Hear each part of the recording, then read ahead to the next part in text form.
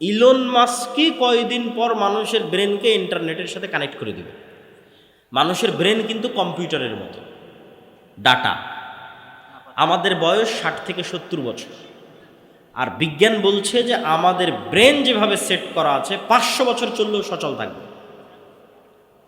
তো আমি যদি 500 বছর বেঁচে থাকি, তার মানে 500 বছর আগের কথাও আমার মনে থাকবে। এই লেভেলে ব্রেনের সক্ষমতা। যেমন এখন আমার বয়স যদি 30, তো 10 বছর আগের কথাও মনে আছে, 20 বছর আগের কথাও মনে আছে।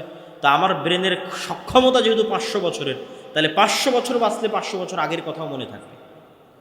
তাহলে আপনি নিজেই তো আপনার কোনো কাজ ভুলে যাননি। ইলন মাস্কই কয়দিন পর মানুষের ব্রেনকে ইন্টারনেটের সাথে কানেক্ট করে দিবে, চেষ্টা করতেছে। তো মানুষের ব্রেনকে যখন ইন্টারনেটের সাথে কানেক্ট করবে, তখন মানুষের ব্রেনের ডাটা মানুষই ট্রান্সফার করে দেখতে পাবে। তো কিয়ামতের মাঠে আপনার হিসাবের জন্য তো আপনার ব্রেনই যথেষ্ট, সব তো আপনার মনেই আছে রে বাবা। আপনি কি করেছেন দেখেন, আপনি এখন মোবাইলে যে ভিডিওটা দেখতেছেন, এটা কি ব্রেনে সেভ হচ্ছে না? এটা তো ব্রেনে সেভ হচ্ছে। তো কাফা বিনাফসিকা আল-ইয়াওমা হাসিবা, আপনার ব্রেন সাক্ষী দিবে। ব্রেনকে যদি একটা কম্পিউটারের মধ্যে বসায় দেওয়া যায়, যদি ইলন মাস্ক পারে, মানুষের কথা বলতেছেন, তো আপনিই তো ওখান থেকে ডাটা ট্রান্সফার হবে। আপনি কি কি দেখেছেন সব ব্রেনে সেভ হয়ে আছে, কি কি বলেছেন সব ব্রেনে সেভ হয়ে আছে, কি কি করেছেন সব ব্রেনে সেভ হয়ে আছে। সব তো আপনিই জানেন। আপনি সত্য বলছেন না মিথ্যা বলছেন, সব আপনি জানেন, সব আপনার ব্রেনে সেভ আছে। খালি ডাটা ট্রান্সফার করতে হবে।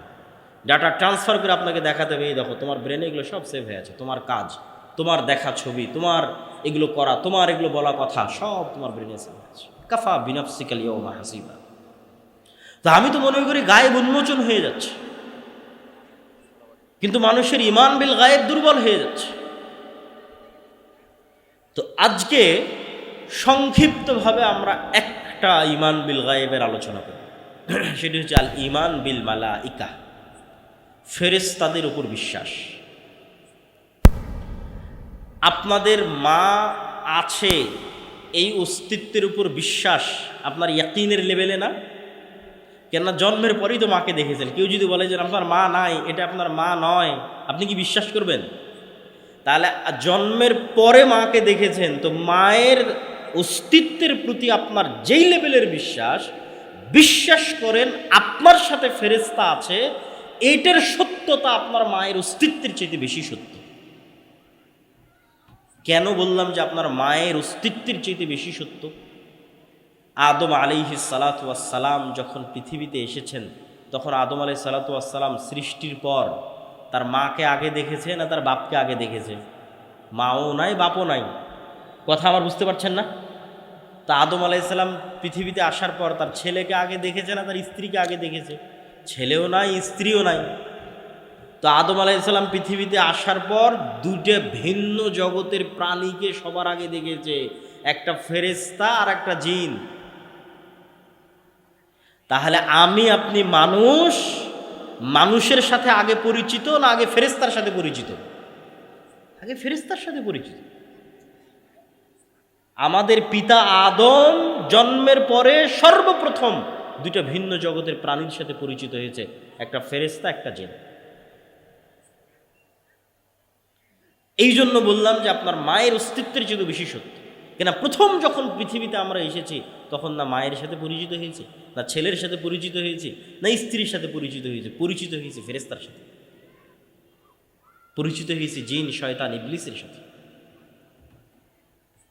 তো ফেরেশতা কিসের তৈরি বলেন তো? কিসের তৈরি? নূরের তৈরি। নূর কি? নূর এক প্রকারের আলো, এই আলো নয়, কিন্তু এক প্রকারের আলো, এই আলো নয়। সূর্যের আলো, লাইটের আলো, এই আলো নয়। ডান দিকের ভাইদেরকে কিন্তু আমরা এখনো বসাতে পারি না। তো স্বেচ্ছাসেবক ভাইয়েরা বা দায়িত্বশীল ভাইয়েরা কোথায়? আমার বক্তব্য শেষ হতে হতে সবাইকে বসতে হবে, মেহমান আসার আগে আগে। তো আপনাদের বসার ব্যবস্থা কিভাবে করা যায়? আউড় হোক অথবা কাপড় হোক, আপনারা এই যে এইদিকে, এই দিকটা এখনো হয়নি, এই দিকটা অনেকক্ষণ থেকে ওনারা দাঁড়িয়ে আছে, বসার ব্যবস্থা পাচ্ছেন না ওনারা। তো আবার একটু বলেন যে ফেরেশতারা কিসের তৈরি? নূরের তৈরি। এখন নূর যে পৃথিবীতে আছে এটারই যদি বিশ্বাস না থাকে তাহলে ফেরেশতার উপর বিশ্বাস থাকবে কি করে? রাসূলুল্লাহ সাল্লাল্লাহু আলাইহি ওয়াসাল্লাম বলছেন, আল্লাহুম্মা জাআল ফি কলবি নূরা, হে আল্লাহ আমার অন্তরে নূর তৈরি করে দেন। ওয়াফি সামঈ নূরা, আমার কানে নূর তৈরি করে দেন। ওয়াফি বাসরি নূরা, আমার চোখে নূর তৈরি করে দেন। এখন আপনাকে আমি কি দিয়ে বুঝাবো নূর কি? কিন্তু উদাহরণ দিয়ে যতটুকু বুঝানো যায়, যতটুকু ঈমান বিল গায়েবকে ইয়াকিনের পর্যায়ে নেওয়া যায়, সেটাই আজকের বক্তব্যের চেষ্টা। তো আপনি যখন যুবক ছিলেন তখন আপনার চোখের পাওয়ার কম ছিল কি বেশি ছিল বুঝেননি। এখন যখন আস্তে আস্তে আবঝা দেখা শুরু করেছেন তখন বুঝতেছেন না আমার চোখের পাওয়ার তো কমতেছে, চশমা লাগাতে হবে। তাহলে চোখে পাওয়ার বলে কিছু আছে যেটা কমে এবং বাড়ে। তো আপনার চোখের পাওয়ারের অস্তিত্বটা যেমন, আপনার চোখে নূর তৈরি হওয়া তেমন। আপনি কানে শোনেন, আস্তে আস্তে কানে শোনা কমে যাচ্ছে, মেশিন লাগাতে হচ্ছে কানে শোনার জন্য। তো কানের শ্রবণের পাওয়ার যেমন, এই লেভেলের সত্য হচ্ছে কানে নূর তৈরি হওয়া। এটা সত্য, এটা অস্তিত্বশীল, এটা বাস্তব। ঠিক কালবে হৃদয়ে নূর তৈরি হওয়া, যে হৃদয়ে নূর নাই ওটা মৃত হৃদয়, মারা গেছে, আলো নাই, মৃত্যুবরণ করেছে। আর যে হৃদয়ে নূর আছে ওটা জীবিত হৃদয়। তো নূরের অস্তিত্ব আরো বাস্তব করার জন্য রাসূলুল্লাহ সাল্লাল্লাহু আলাইহি ওয়াসাল্লাম বলছেন যে সমগ্র পৃথিবী থেকে আর আল্লাহ থেকে, আল্লাহ এবং পৃথিবী এই দুটার মধ্যে পর্দা হচ্ছে আল্লাহর চেহারার পর্দা হচ্ছে নূর। লাউ কাশাফাহু, আল্লাহ যদি এই নূর সরিয়ে নিতেন তাহলে আল্লাহর চেহারার তাজাল্লিতে আসমান এবং জমিন জ্বলে পুড়ে ছারখার হয়ে যেত। তাহলে নূর অস্তিত্বশীল, যেটা আল্লাহ এবং সৃষ্টিজীবের মধ্যে আড় করে রেখেছে। এবং সমগ্র আসমান এবং জমিনের যত আলো আছে এই সমস্ত আলো একটাও নিজে থেকে অস্তিত্বশীল নয়। এদের সবগুলোর আলো আল্লাহ সুবহানাহু তাআলার নূরের প্রভাবে তারা এই আলোগুলো পেয়েছে। আল্লাহ সুবহানাহু তাআলার যদি নূর না থাকতো এগুলো সব নাই, কিচ্ছু নাই। এবং আল্লাহ সুবহানাহু তাআলার নূরের মাধ্যমে পৃথিবীর সকল কিছু একটা আরেকটার সাথে কানেক্টেড।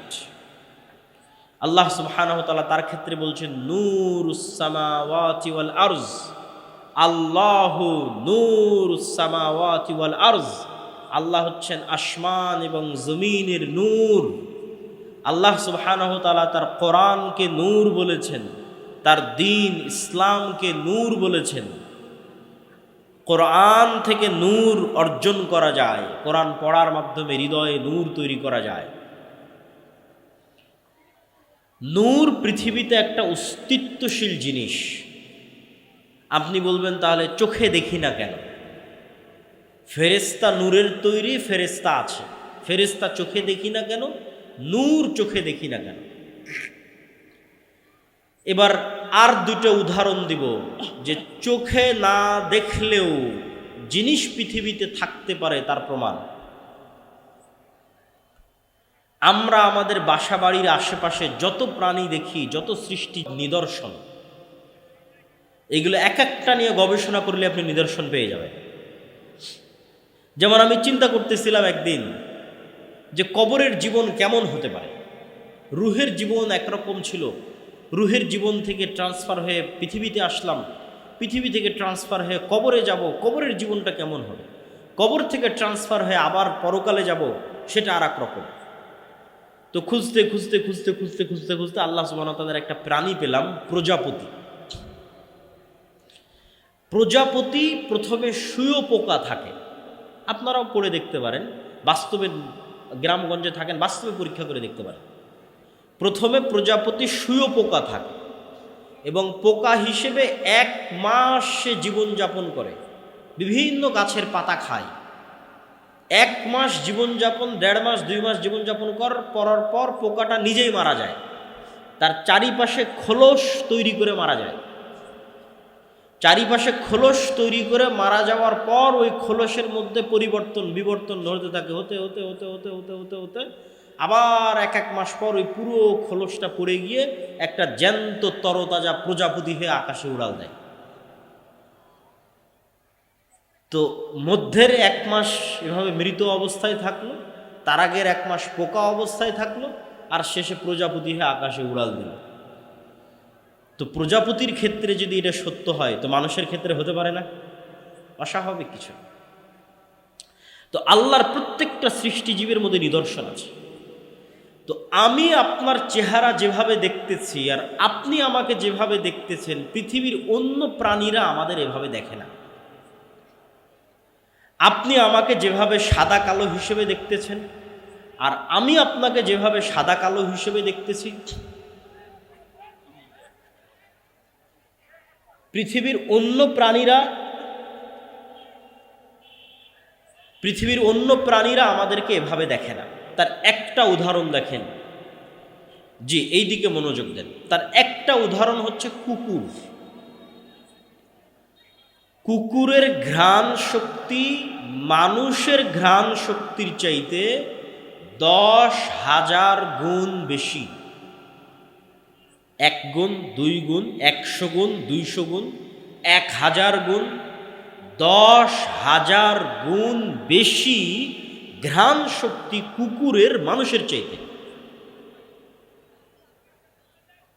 একটু সামনে ওনাকে বসতে দিতে হবে।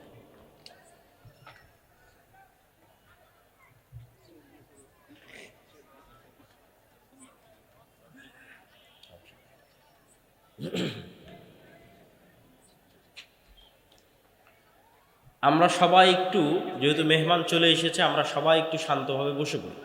পিছনে যারা আছেন দয়া করে তারাও বসে পড়েন, হাতের ডানে যারা আছেন তারাও বসে পড়েন। আমি আমার বক্তব্য দীর্ঘায়িত করব না, উনি বক্তব্য দিবেন, আবার সেটার অনুবাদ করব, তারপরে শায়েখ আব্দুর রাজ্জাক বিন ইউসুফ আসবেন, উনিও আপনাদের সামনে বক্তব্য দিবেন। তারপর ওই যে পিছনে আরও বসার ব্যবস্থা করে দিতে বলে, আমার মনে হয় বসার ব্যবস্থা পাচ্ছে না লোকজন। জি, সম্মানিত উপস্থিতি, ভাই সমস্যা নাই, ওরা বসে যাবে। ভাই ক্যামেরাম্যান যারা আছেন আপনারা বারবার না উঠে একবারই সেট আপ করে বসে পড়েন, আপনারা লোকজনকে ডিস্টার্ব দিয়েন না। সম্মানিত উপস্থিতি, তো আপনার কুকুরকে আপনি মনে করছেন যে কুকুর আপনাকে দেখে ঘেউ ঘেউ করছে, তো মনে হয় আপনার চেহারা দেখে চিনে। জি না, আমি আপনার চেহারা দেখে চিনি যে আপনি মোটা পাতলা, এতটুকু লম্বা, আপনার মুখে দাড়ি আছে, আপনি সাদা, আপনি কালো, এটা আমি চিনি। কেন? ওই পর্যন্ত আল্লাহ আমাকে দেখার শক্তি দিয়েছে। কুকুর ওইটা দেখে চিনে না, কেন? ওইভাবে ও দেখেই না, ওইভাবে দেখার ক্ষমতাই আল্লাহ তাকে দেয়নি। সে আপনাকে চিনে ঘ্রাণ দিয়ে, ঘ্রাণ দিয়ে চিনে ফেলে। তো পৃথিবীতে এমনও লেভেলের ঘ্রাণ আছে, 10,000 গুণ সূক্ষ্ম লেভেলের ঘ্রাণ আছে। যেমন এই মাইকটাতে যদি আমি 1000 বার টানি, কোনো ঘ্রাণই আমার নাকে আসবে না। তাহলে আমি যদি বলি এই মাইকের কোনো ঘ্রাণ নাই, মিথ্যা কথা, যে মাইকের কোনো ঘ্রাণ নাই। আমার জামা যদি আমার নাকে 1000 বার টানে কোনো ঘ্রাণ না আসে, আমি যদি বলি জামার কোনো ঘ্রাণ নাই, মিথ্যা কথা। এই জামাটা কুকুরের নাকে দেন, এই জামার ঘ্রাণ আছে, ও নিতে পারবে, আমি নিতে পারতেছি। তো পৃথিবীতে 10,000 লেভেলের সূক্ষ্ম গুণের ঘ্রাণ আছে, বাস্তবে অস্তিত্বশীল। মানুষ বুঝতে পারে না যার ঘ্রাণ আছে কিনা। শুধু কি মানুষ বুঝতে পারে না, মানুষের তৈরি করা কোনো মেশিনও বুঝতে পারে না যার ঘ্রাণ আছে কিনা। মানে মানুষ কুকুরের লেভেলের ঘ্রাণ নিতে পারবে, এই লেভেলের কোনো মেশিন আবিষ্কার করতে পারে। তাহলে এখন মানুষ যদি বলে যে না এটার কোনো ঘ্রাণ নাই, কেন? মানুষ নিতে পারতেছে না, মানুষের যন্ত্র নিতে পারতেছে না, তো আল্লাহর সৃষ্টিজীব তো আছে, নিতে পারতেছে। এরকম আওয়াজের ক্ষেত্রে কি রে, কবরের আওয়াজ তো শুনতে পাই না। কবরের আওয়াজ শুনতে পাচ্ছেন না মানে কবরের আওয়াজ হচ্ছে না, কবরের আযাবের আওয়াজ হচ্ছে না। যেই লেভেলের সূক্ষ্ম আওয়াজ, কবরের আযাবের আওয়াজ, ওটা শোনার সক্ষমতা পৃথিবীর কোনো মানুষের না থাকলেও পৃথিবীর তৈরি করা কোনো যন্ত্রের না থাকলেও আল্লাহর সৃষ্টিজীবের আছে। আল্লাহর সৃষ্টিজীব শুনতে পায়, প্রভাব দেখতে পাবেন, শুনতে পাবেন। হাতির আওয়াজ শ্রবণের ক্ষমতা মানুষের চেয়ে কয়েক হাজার গুণ সূক্ষ্ম। ভূমিকম্প হওয়ার আগেই হাতি শুনতে পায় যে হ্যাঁ নিচে কম্পন শুরু হয়েছে, আওয়াজ শুনতে পায়। আপনি শুনতে পাবেন না সে আওয়াজ, তো শুনতে পাচ্ছেন না মানে নাই। আপনি যখন রিমোট অন করেন ওর মধ্যে থেকে আলো বের হয়ে এসিতে গিয়ে লাগে, তা আপনি তো চোখে দেখেন না যে কোত্থেকে আলো বের হলো, কোথায় গিয়ে লাগে। এসি তো ঠিকই বন্ধ হয়ে গেছে, এসি তো ঠিকই অন হয়ে যাচ্ছে। হ্যাঁ, ওই আলো বিজ্ঞান ধরতে পারতেছে, কিন্তু আপনি চোখে দেখতে পাচ্ছেন। ওই একই কথা রাসূল সাল্লাল্লাহু আলাইহি ওয়াসাল্লাম বলতেছে যে জিন এবং শয়তানের আলো অন কাইন্ড অফ লাইট, এমন এক প্রকারের আলো যেটা তোমরা দেখো না, কিন্তু কুকুর ঠিকই দেখে। ও যখন আজান হয় দেখে, তখন চিৎকার করে, ও দেখতে পায়। আর ঠিক নূর, ফেরেশতা যে নূরের তৈরি, এটা পৃথিবীতে আছে, অস্তিত্বশীল, অন কাইন্ড অফ লাইট, এক প্রকারের আলো যেটা তোমরা দেখো না, কিন্তু আল্লাহর তৈরি মোরগ সৃষ্টিজীব ঠিকই দেখতে পায়। ফজরে যখন ফেরেশতারা উঠানামা করে, তখন ঠিকই মোরগ চিৎকার করে। সম্মানিত উপস্থিতি, তো আমি প্রমাণ করছিলাম নূরের অস্তিত্ব পৃথিবীতে আছে। এবার দুই একটা হাদিস বলে আমার বক্তব্য শেষ করব। বদর এবং উহুদের যুদ্ধের দুই একটা ঘটনা। আব্দুর রহমান বিন আউফ রাদিয়াল্লাহু তাআলা আনহু বলছে, আল্লাহর নবী, আমার দুই পাশে সাদা পোশাকধারী দুই ব্যক্তি খুব ভয়ঙ্করভাবে যুদ্ধ করতেছিল, যাদেরকে আমি মদিনায় কোনোদিন দেখিনি। রাসূল সাল্লাল্লাহু আলাইহি ওয়াসাল্লাম বললেন, এরা দুইজন ছিল জিবরাইল আর মিকাইল। বলেন আল্লাহু আকবার। এক সাহাবী বলতেছে, রাসূল সাল্লাল্লাহু আলাইহি ওয়াসাল্লাম, আমি একজন মুশরিকের পিছনে ধাওয়া করলাম, তাকে আহত করার জন্য, আঘাত করার জন্য। আমার আঘাতের আগে সে উল্টে পড়ে আছে এবং তার ক্ষত স্থান থেকে রক্ত বের হচ্ছে। রাসূল সাল্লাল্লাহু আলাইহি ওয়াসাল্লাম বললেন, এটা তৃতীয় আসমান থেকে আসা ফেরেশতা ছিল। এগুলো ঘটনার অভাব নাই। উহুদের যুদ্ধে হানজালা রাদিয়াল্লাহু তাআলা আনহু মারা গেছে, সাহাবীরা বলছে তাকে গোসল দিতে হবে। আল্লাহর নবী বলছে তাকে ফেরেশতারা অলরেডি গোসল দিয়ে দিয়েছে।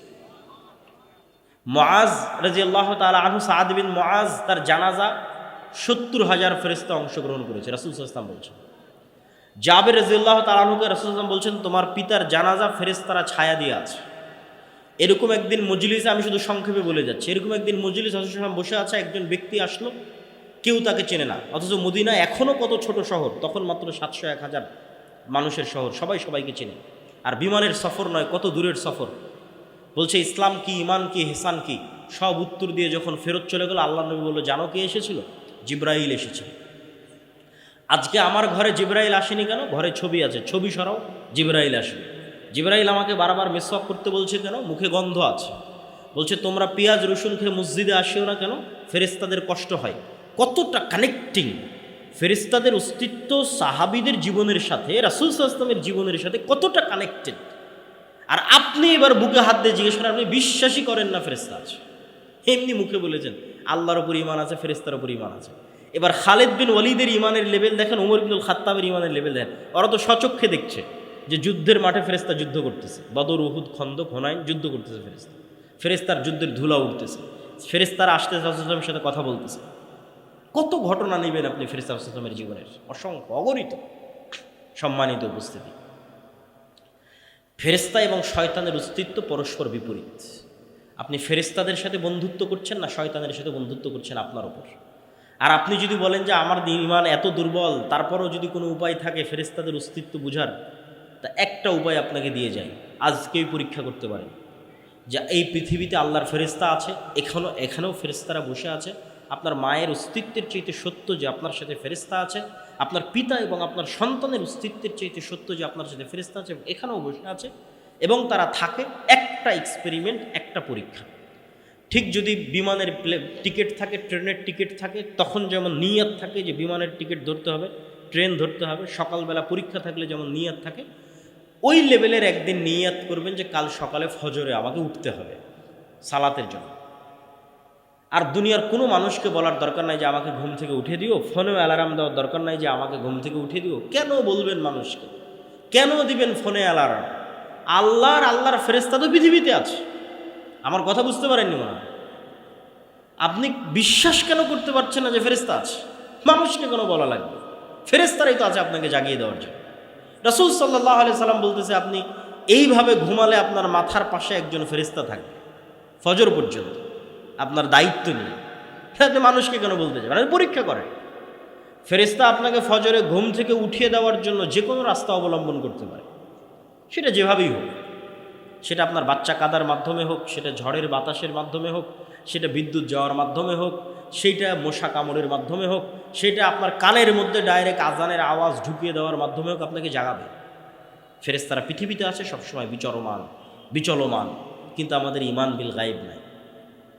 মূসা আলাইহিস সালাতু ওয়াস সালামকে আল্লাহ এটাই শিখিয়েছে যে মূসা, যেই লাঠি দিয়ে তুমি গাছের পাতা পাড়তে, যেই লাঠি দিয়ে তুমি লাফ দিয়ে গর্ত পার হয়ে যেতে, তোমার ওই হাতের লাঠিকে আমি সাপ বানিয়ে দিলাম, যাও। যাতে তুমি শিখো যে দুনিয়ায় মানুষ যা দেখে এগুলোই সব নয়, এরও ঊর্ধ্বে মহাশক্তিমান আল্লাহ আছে, তার উপর ভরসা রাখতে হবে। এটা যাতে মূসা শিখে। কেননা মূসার লড়াই হবে পৃথিবীর সবচেয়ে শক্তিশালী বাদশাহ ফেরাউনের সাথে, অত্যাচারী বাদশাহ ফেরাউনের সাথে। দুনিয়াবি লজিকে এই লড়াই বিজয় অর্জন অসম্ভব। যদি কেউ, মূসা আলাইহিস সালাম যদি ন্যূনতম চেষ্টা করতেন আমি দুনিয়াবি মাধ্যমে ফেরাউনের সাথে বিজয় অর্জন করতে যাব, তাহলে ওই যে মন্দির পাহারা দেওয়ার মতো কম্প্রোমাইজ করতে হতো।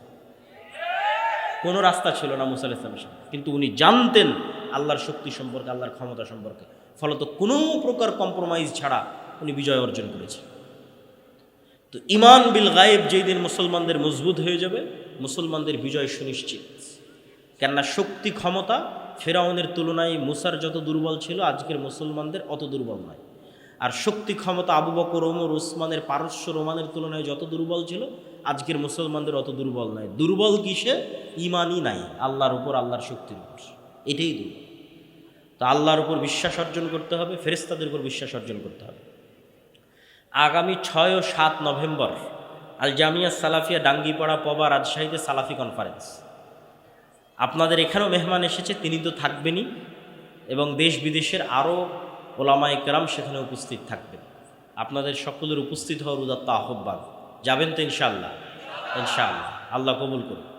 আর আজকে দাওয়া ইলাল্লাহর মাধ্যমে আমাদের যে বিভিন্ন মক্তবগুলো পরিচালিত হয়, সেগুলোর অধীনে এই প্রোগ্রাম আয়োজিত হয়েছে।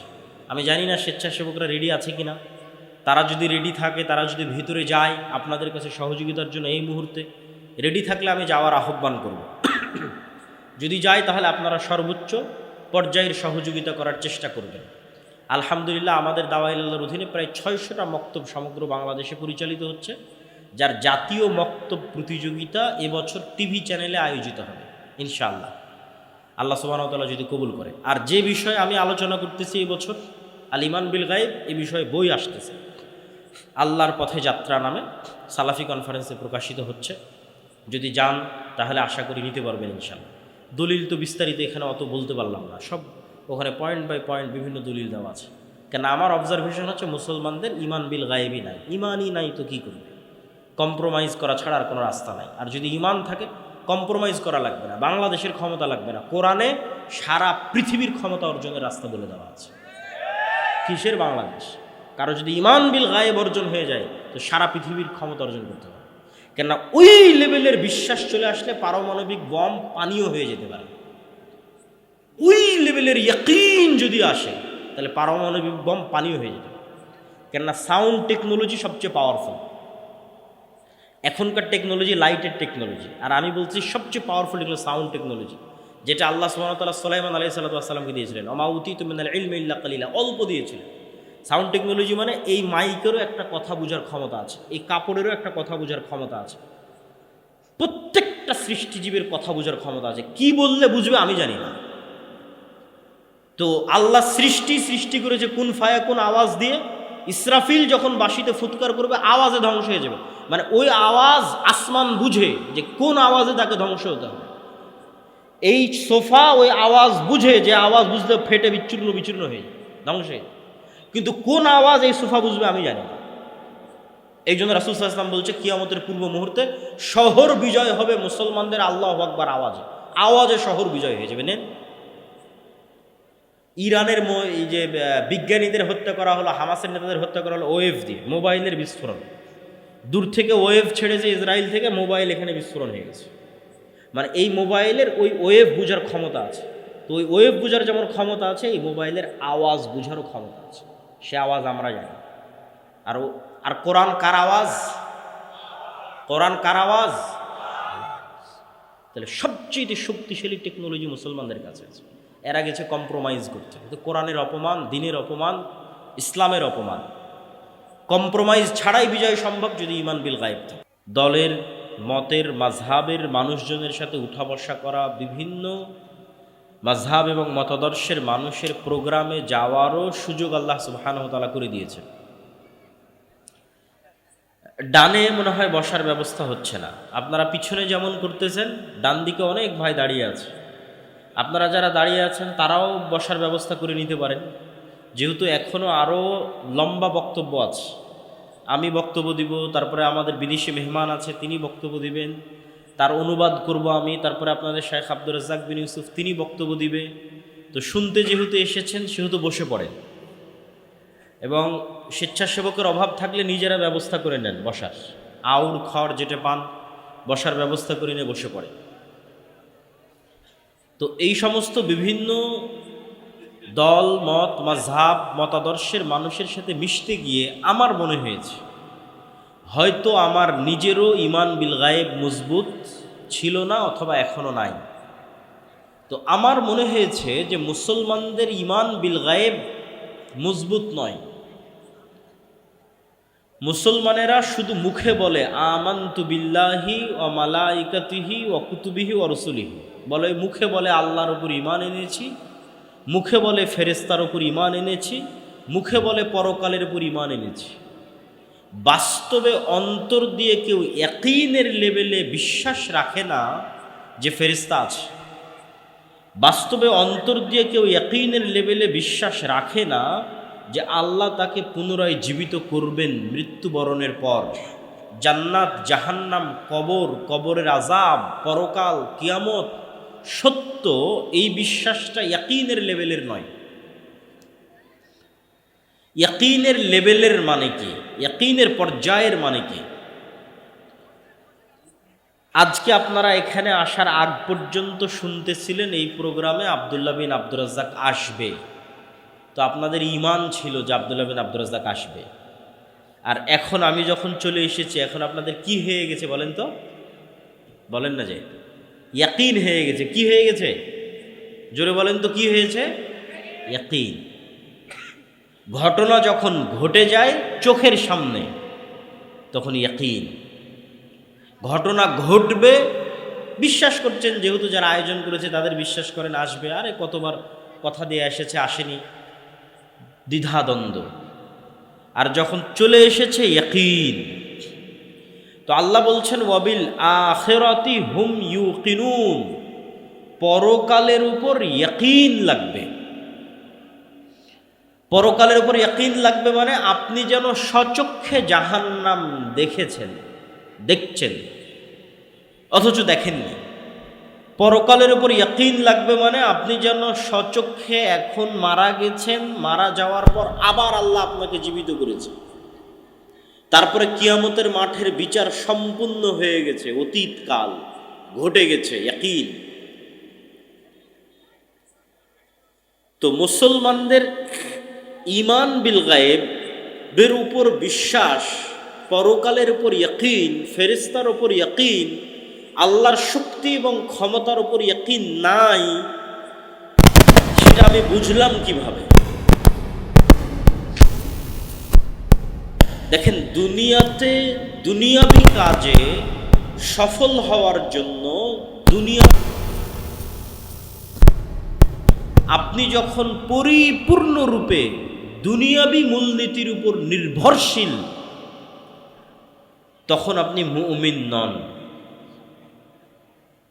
পরিপূর্ণরূপে দুনিয়াবি ওয়াসাইলের উপর, দুনিয়াবি মাধ্যমের উপর নির্ভরশীল, আপনার কোনো বিশ্বাসই নাই আল্লাহর শক্তি এবং ক্ষমতা সম্পর্কে, আপনার কোনো বিশ্বাসই নাই আল্লাহর তৈরি ফেরেশতা এবং তাদের শক্তি এবং ক্ষমতা সম্পর্কে, আপনি বিশ্বাসই করেন না পৃথিবীতে ফেরেশতা আছে, তখন আপনি পরিপূর্ণরূপে দুনিয়ার উপর নির্ভরশীল। বাস্তব উদাহরণ দিয়ে যদি বলি,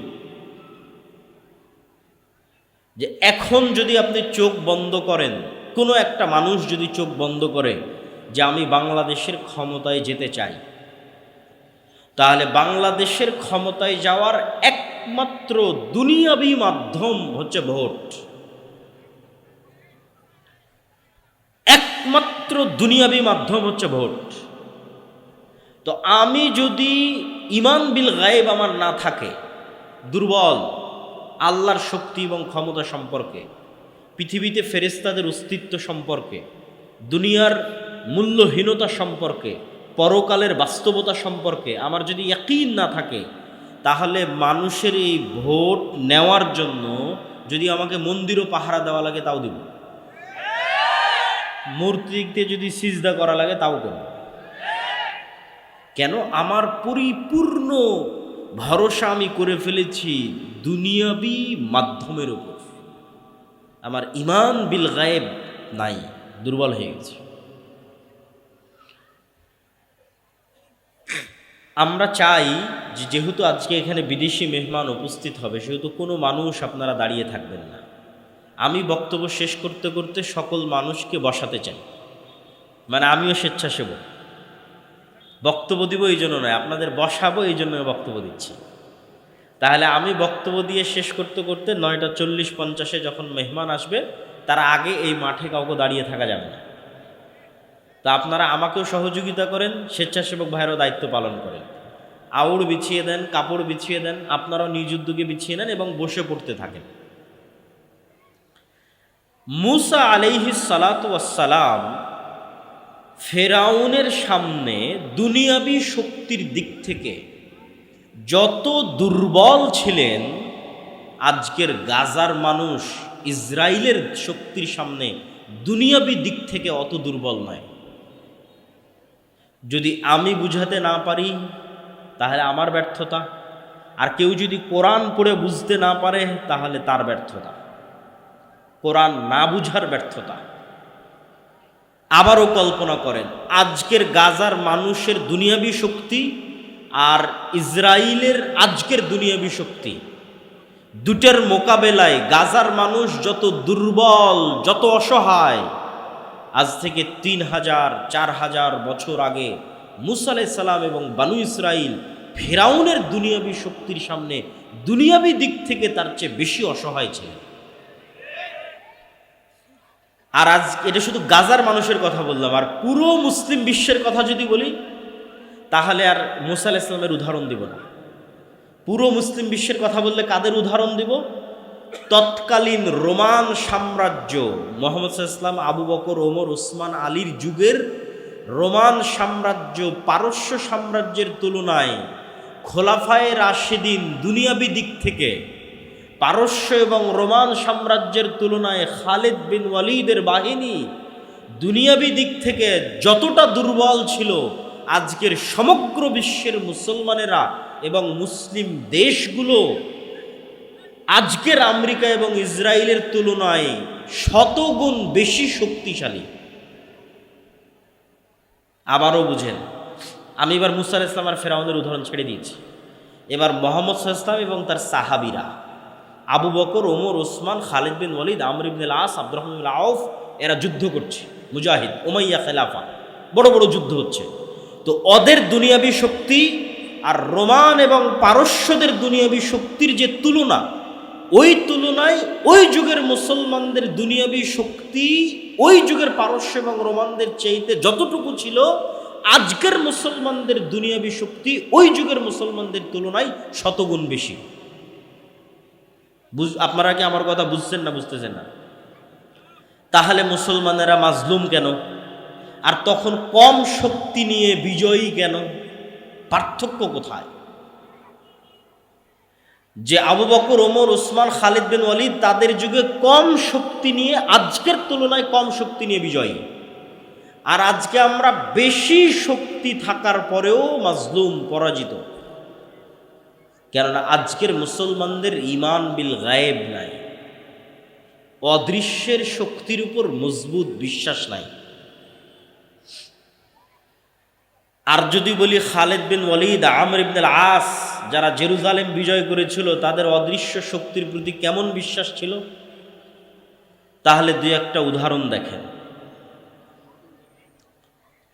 আয়েশা রাদিয়াল্লাহু তাআলা আনহা বলছেন, রাসূলুল্লাহ সাল্লাল্লাহু আলাইহি ওয়াসাল্লাম খন্দকের যুদ্ধ শেষ করে এসে তরবারি রেখে গোসল করেছেন। জিব্রাইল আলাইহিস সালাতু ওয়াসসালাম এসে মুহাম্মদ সাল্লাল্লাহু আলাইহি ওয়াসাল্লামকে বলছে, ওয়াজাআতাস সিলাহ, আপনি আপনার অস্ত্র রেখে দিয়েছেন, আমরা তো অস্ত্র রাখিনি। তোমরা অস্ত্র রাখুনি মানে? খন্দকের যুদ্ধে মক্কা সহ সমগ্র আরবের অসংখ্য গোত্র একত্রিত হয়ে 10,000 বাহিনী মিলে পুরো মদিনা ঘিরে ফেলেছিল। মদিনার পতন ঘটাতে হবে। তখন মদিনার মধ্যে 3টে ইহুদি গোত্র ছিল, বানু কুরাইজা, বানু কায়নুকা, বানু নাজির। এরা মুহাম্মদ সাল্লাল্লাহু আলাইহি ওয়াসাল্লামের সাথে লিখিত চুক্তি করেছিল যে আমরা এক থাকব, ধোঁকা দিব না। কিন্তু খন্দকের যুদ্ধের সময় এই 3 ইহুদি গোত্র গাদ্দারি করেছে, মুনাফিকি। তো জিব্রাইল বলছে, যুদ্ধ তো মক্কার মুশরিকদের সাথে শেষ হয়েছে, গাদ্দারদের সাথে তো এখনো শেষ হয়নি। মদিনার মধ্যে এখনো গাদ্দার আছে। এই সমস্ত গাদ্দারদের মদিনা থেকে বের করতে হবে, তারপরে যুদ্ধ শেষ হবে। আপনি বের হন তাড়াতাড়ি। তো মুহাম্মদ সাল্লাল্লাহু আলাইহি ওয়াসাল্লাম সাহাবীদেরকেও বের হওয়ার আদেশ দিলেন। এবার আনাস রাদিয়াল্লাহু তাআলা আনহু বলছেন, আমরা মুহাম্মদ সাল্লাল্লাহু আলাইহি ওয়াসাল্লামের সাথে, মনে করেন সোনাইমুড়ি বাজার, এই সোনাইমুড়ি এলাকা, এখানে আমরা অভিযান পরিচালনা করার জন্য আসতেছি।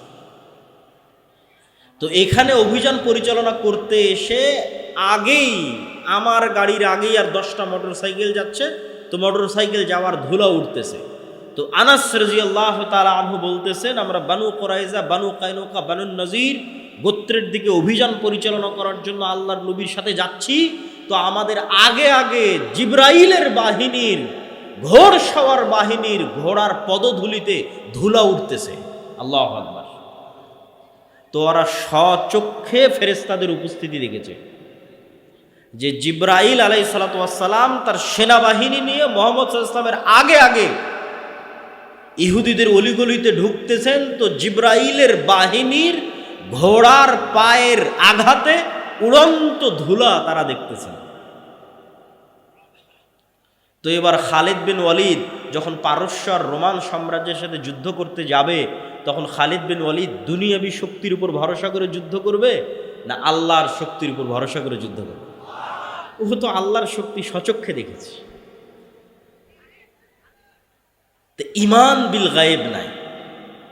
ঈমান বিল গায়েব মুসলমানদের দুর্বল হয়ে গেছে আজকের যুগে। যদিও এর উল্টাটা হওয়া উচিত ছিল আমার ধারণা অনুযায়ী।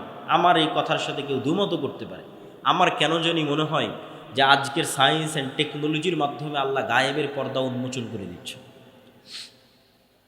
গায়েবের যে পর্দা ছিল, এই পর্দা ধীরে ধীরে উন্মোচন হতে হতে হতে হতে হতে হতে হতে একদম শেষ গায়েবের পর্দা, জীবিতকে মৃত করা, ওটাও আল্লাহ উন্মোচন করে দিবেন দাজ্জালের হাত দিয়ে।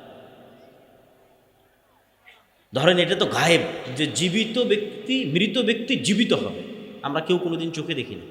কেউ দেখেছেন মৃত ব্যক্তিকে জীবিত হতে দেখেছেন? এটা গায়েব। তো আজ থেকে 100 বছর আগের মানুষকে যদি বলতেন যে আমি এখানে কথা বলবো, সাথে সাথে ইংল্যান্ডে বসে শোনা যাবে, তখন গায়েব ছিল না? ছিল না গায়েব। যে আমি বাংলাদেশে বসে কথা বলবো আর এইগুলোর মাধ্যমে ইংল্যান্ডে বসে সাথে সাথে শুনবে, গায়েব। তো আজ থেকে 1400 বছর আগে রাসূল সাল্লাল্লাহু আলাইহি ওয়াসাল্লাম বলছেন যে আপনি কথা বলছেন, আল্লাহ সাথে সাথে শুনতেছে। তো মানুষ যদি মানুষের টেকনোলজি ব্যবহার করে আমার কথা সাথে সাথে শুনতে পারে আমেরিকা এবং ইংল্যান্ডে বসে, তো আমার এখনকার কথা মানুষ শুনতেছে, আল্লাহ শুনতেছে না? আমার এখনকার কথা আমেরিকা ইংল্যান্ডে বসা মানুষ সাথে সাথে শুনতেছে, আল্লাহ শুনতেছেন না। তা আমি তো মনে করি সায়েন্স অ্যান্ড টেকনোলজি গায়েবের পর্দা সরিয়ে দিচ্ছে। ঈমান ইয়াকিনের লেভেলে চলে আসার পর্যায়ে আছে। হয়তো আমরা ওইভাবে চিন্তা করতেছি না। আজকে যেই সভ্যতার ওপর দাঁড়িয়ে আছে আধুনিক সভ্যতা, লাইট, ওয়েভ, তরঙ্গ, যেটার মাধ্যমে এগুলো সব চলতেছে, কম্পিউটার বলেন, ইন্টারনেট বলেন, রিমোট বলেন, ওই ওয়েভ, তরঙ্গ, সব কিছু এইটার উপর পুরো বিশ্ব দাঁড়িয়ে আছে।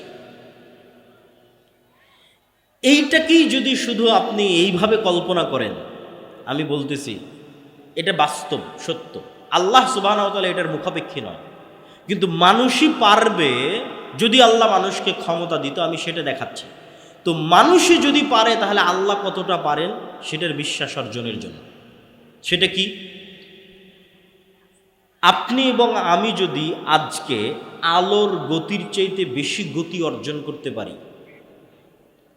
আগে আমরা ঘোড়ায় যেতাম, এখন গাড়িতে যাচ্ছি, বিমানে যাচ্ছি, রকেটে যাচ্ছি, করতে করতে ধরেন আলোর চাইতে বেশি গতি অর্জন করে নিলাম, যেটা মানুষের দ্বারা সম্ভব নয়।